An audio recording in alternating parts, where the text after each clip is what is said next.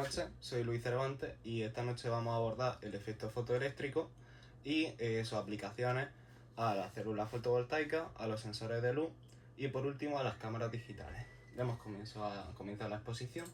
Y bueno, antes de todo me gustaría hablar un poco de historia y comenzar hablando con Henry Hertz, que de él viene, de su nombre Hertz, viene la unidad de la frecuencia, los hercios, y él básicamente inventó una máquina que fue capaz de medir la onda electromagnética.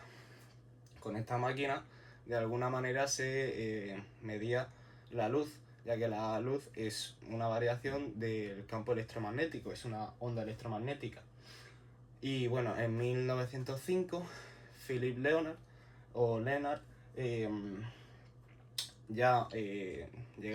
llegaron a la conclusión de que no podían explicarlo con la física clásica, estos experimentos, porque ellos incidían luz sobre un metal y este metal emitía electrones y eso pues no sabían cómo explicarlo. Fue Albert Einstein quien propuso la ley del efecto fotoeléctrico y posteriormente, o bueno, coetáneamente a Albert Einstein, Robert,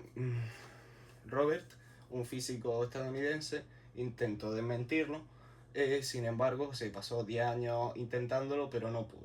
En 1923 a Robert le dieron también un premio Nobel, pero el que nos interesa hoy es Albert Einstein, a quien le dieron el premio Nobel en el año 1922, porque en el año 1921 no había ningún experimento que cumpliese las características de premio Nobel.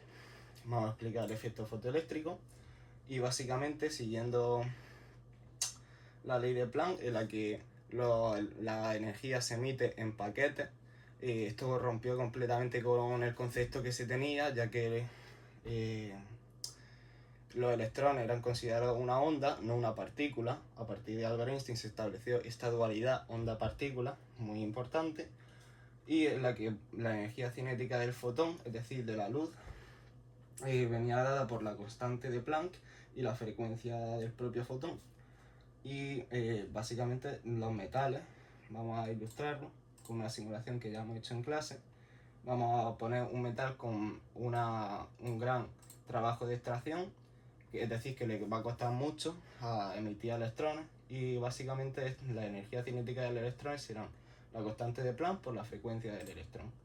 Si nosotros le damos un poco de intensidad, porque si no, no podría, vemos que rayos ultra infrarrojos no emite ningún electrón, y sin embargo conforme nos vamos acercando al ultravioleta empieza a emitir electrones.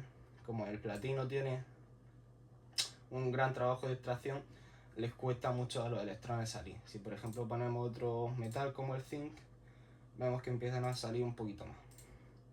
Y ya así ahí ponemos el sodio, ya aumentamos la intensidad, salen muchos electrones. La intensidad tiene que ver con la cantidad de electrones, mientras que la frecuencia con la energía a la que estos van disparados. Bien, ahora vamos a explicar la placa NP, en la que básicamente el material que tenemos es silicio. Una parte de silicio se dopa con boro, que tiende a quedarse con la configuración electrónica del helio, y por otra parte, la otra parte de silicio se dopa con fósforo, que tiende a la configuración electrónica del argón, por lo que uno pierde 3 electrones, el otro los gana y todos contentos. Se crea un flujo de electrones de la parte, ya sabemos, de la parte negativa a la positiva. Si tenemos en cuenta el sentido convencional, pues sería de la positiva a la negativa, es decir, se mueven los huecos. Y básicamente en esto consiste una placa NP, que son las células que nosotros utilizamos. Hay de 3 tipos: están las monocristalinas, las policristalinas y las amorfas. Las monocristalinas son las más difíciles porque es un cristal muy grande y muy costoso. Las policristalinas son varios cristales, digamos, fragmentados, unidos entre sí, y las amorfas son muchísimos cristales que se unen de forma pues, no controlada. Bueno, sí se controla, pero son las más baratas de producir. Entonces, los sensores de luz son baratos, aunque bueno, algunos pueden tener mayor sensibilidad y por lo tanto ser más caros, pero por lo general suelen tener una única placa NP a la que le llega la luz, porque la luz rebota con los objetos y en función de cuánta luz pues se activará o no. Por ejemplo, la luz de la calle, si deja de llegarle cierta intensidad, a cierta luz, se apaga. Y por otra parte, las cámaras digitales tienen, las buenas, tienen miles de placas NP, las cuales estás constantemente comparando si cuando se abre el obturador, si le llega la intensidad suficiente como para encenderse o no. Y en función de cómo sea esta energía cinética del fotón, encenderse más o encenderse menos. Y bueno, esta sería mi presentación. Muchas gracias y buenas noches.